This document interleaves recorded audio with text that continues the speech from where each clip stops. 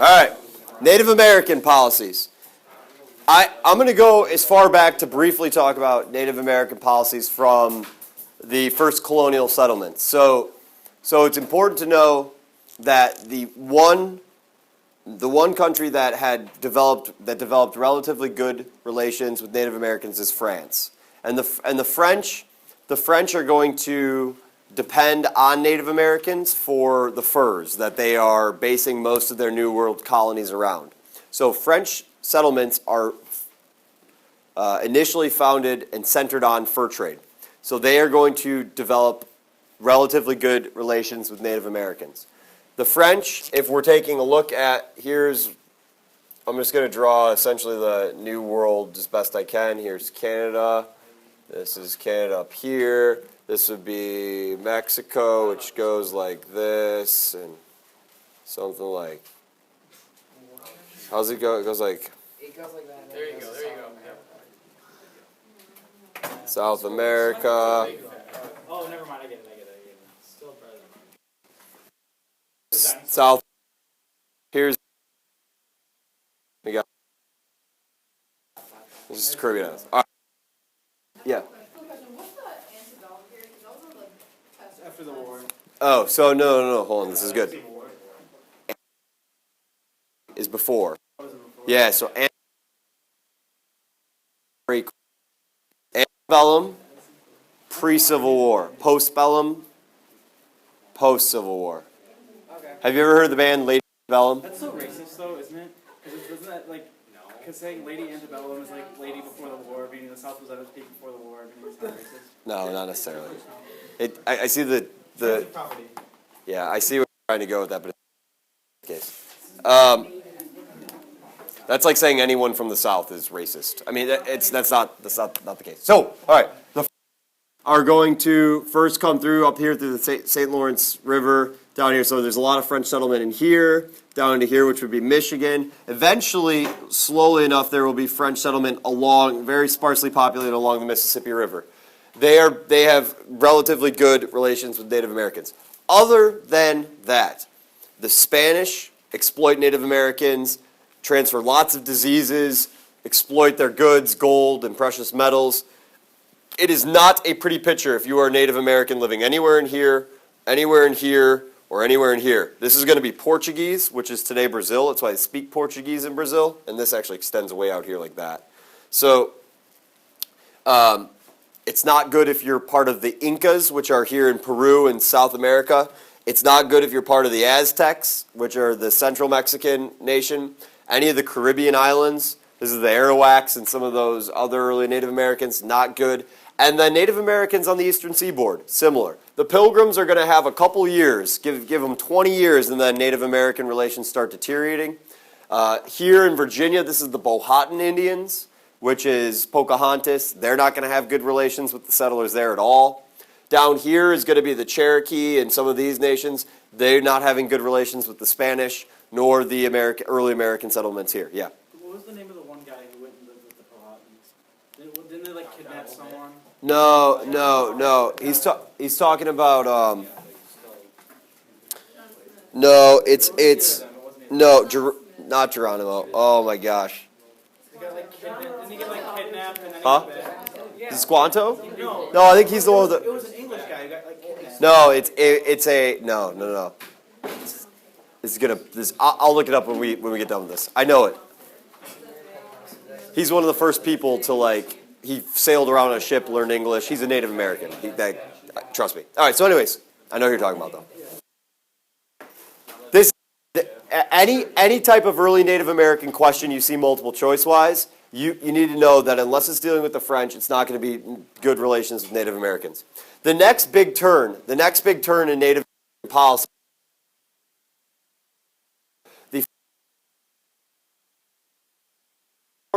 And this war is fought between the Native Americans and the French against the British and the colonists. And it's fought largely in this area in the North Ohio Valley region. The Native Americans and the French are based on what is today the mainland United States. They retain holdings up in Canada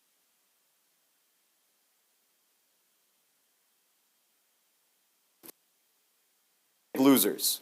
In return, by the way, for being excavated from this or kicked out from this area, they get to retain a couple of their islands over here in the French Caribbean islands, which were more valuable to them at the time. Their biggest one would have been what's today Haiti. Haiti used to be a French island that was a major cash producer for them. So anyways, after the French and Indian War, that's when we get this proclamation line of 1763. That is meant to have Native Americans to the west of the Appalachian Mountains and the colonists, the British colonists, maintained to the east. That is not going to be followed, but that is one of the first major events in Native American policy. It's 1763. During the Revolutionary War, many Native Americans fight on the side of the British. I don't know if I talked a lot about that when we covered the Revolutionary War. They saw the British as a better option to the American colonists. So you have many Native American guides that were leading British troops through the woods. At the Battle of Saratoga, which is one of the turning points in the war, this happens up here in Saratoga, New York, the American soldiers are picking off Native American guides, not tour guides, but the guides, Native American guides, as they're walking and leading British generals so that if they're dead, they don't know where they're going and they don't know the terrain. After the Revolutionary War, Native Americans are going to be continued pushing further and further westward. So you continue seeing Native Americans their territory being encroached on. The next major policy deals with this area in here in the 1830s, the early 1830s. Actually, the Supreme Court case is even before that. But what event am I talking about in the 1830s which is going to take Native Americans out here? So this is the Trail of Tears and the Indian Removal Act. In 1828, this is one you should be able to recognize. If you got anything on Jackson's presidency, any LEQ, DBQ, Jackson's presidency, what you could talk about would be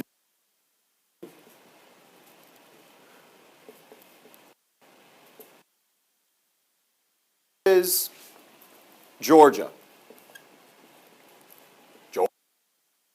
And 28.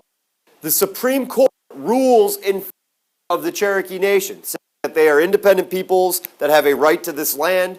And Jackson famously says, John Marshall has made his ruling, now let him enforce it. I don't care. And in 32 years, the Indian Removal passed, which sets up the Trail of Tears in 1838. So the Trail of Tears actually happens in during Van Buren's presidency, but it's all during Jackson's presidency. Yes. When does France buy the Louisiana Purchase? When does French sell it? When does France sell it? 1803. It says when you said they moved all the way to Quebec. Yeah. They still have Louisiana. It has to deal with a war between France and Spain, and I think it's around the same time that Napoleon is rising up to power in France. And I don't know that much about French history, but they're going to take it back from Spain at some course of the Napoleonic Wars in the late 1790s, early 1800s. So it's France's again. I don't know exactly when it happens. So then, the next thing. From 1850 to 1860, remember we're fighting the Mexican-American War in 1846 to 1848? Do you remember this? The Compromise of 1850 is what gives us all this territory in here, yes? Compromise of 1850? This is going to signal a negative point in Native American history. Native American population plummets in the 1850s in California. This is in your review guide, from 100,000 to 35,000. So you could say, half of the Native Americans there are going to either die or be kicked out of California during that time period. The real key happens with the Plains Wars of the 1860s, 70s, and 80s. The Plains Wars of the 1860s, 70s, and 80s. And this is a big one. See here. Plains Wars of 1860s, 70s, and 80s. By 1890, the Battle of Wounded Knee, which is it's not a battle, it's more of a massacre. It really is a massacre. Wounded Knee in 1890 is considered the end of the Plains Wars. End of the Plains Wars. So the Battle of Wounded Knee ends the Plains Wars in 1890. There are several events. You could pick out a couple that would really help you as far as evidence goes. One would be the Fort Laramie Treaty. This is in your review packet. This happens in 1851. It precedes the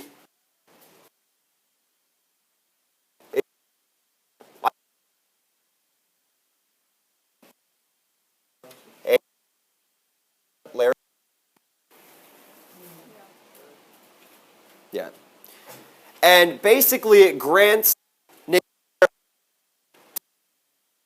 over this territory in here and territory in here. It wouldn't be far south in Texas, but territory in here. And territory out in the southwest. It's violated. It's continuously violated throughout history. The same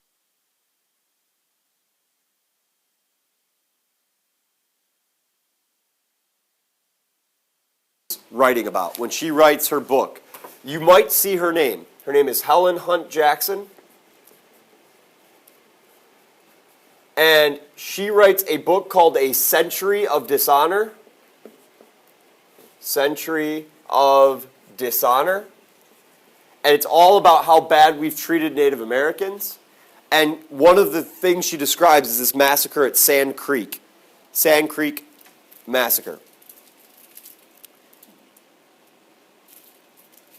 1867 is when these big reservations are established here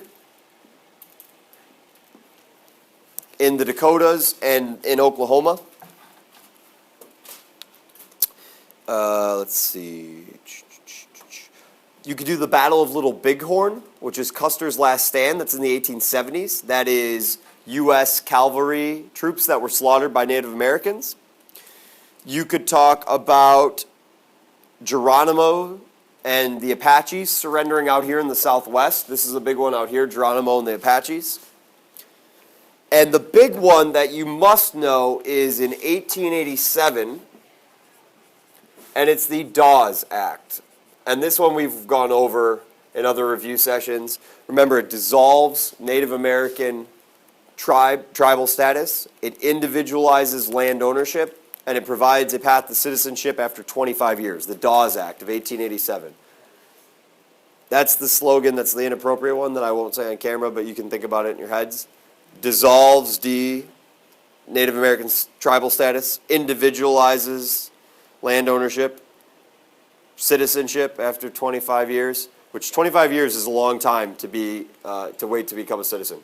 This policy, there's a word you must associate with the Dawes Act. It is forced, it's two words actually, forced assimilation. Gotta know it. Forced assimilation.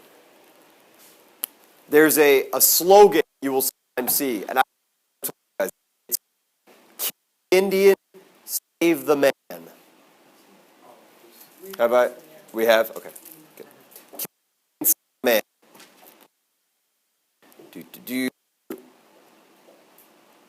1924, Congress passes a law granting Indians full citizenship who hadn't already received it. 1932, this is when we start to see a change. The election of FDR and his New Deal is also going to see improved conditions.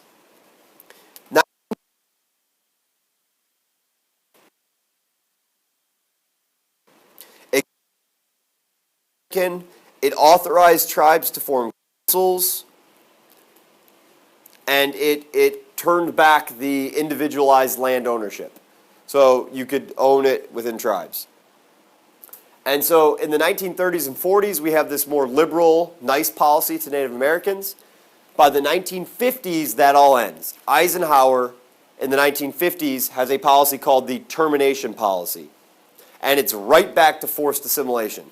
So in the 1880s, we go to forced assimilation. And this continues on until the 1930s. 1930s and 40s, we have non-forced assimilation, or happy policies toward Native Americans. And then this carries on until the 1950s, where we go back to the forced assimilation called the termination policy.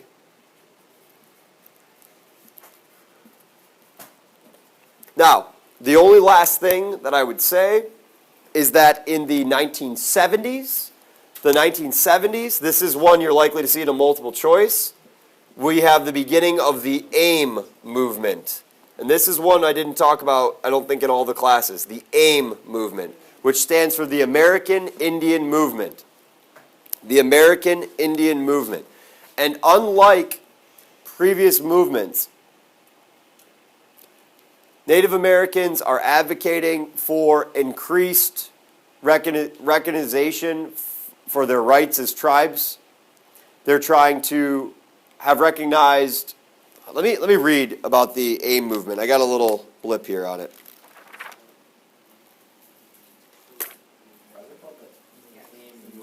American Indian Movement. Yeah, it's just called AIM. It's just called AIM. My bad. It's not the American Indian Movement. No, that's a good question. I apologize. Hold on. Let me just read this quickly to you because it's worth it.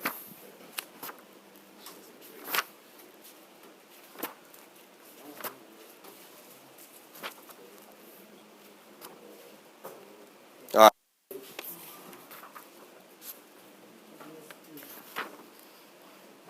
The American Indian organized in 1968 by a group of Indian ex-cons. They put pressure on other methods on the war on poverty bureaucracy. And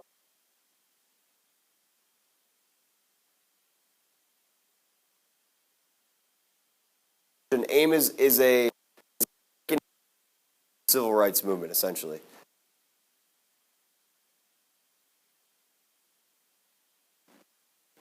Other methods to make sure that they have greater Indian representation in decision making, and they helped Indian people organize themselves for self-protection against police and judicial abuse. That's the AIM movement. All right. Any other questions? That's all I got for you. 4:30. Get out of here. See you.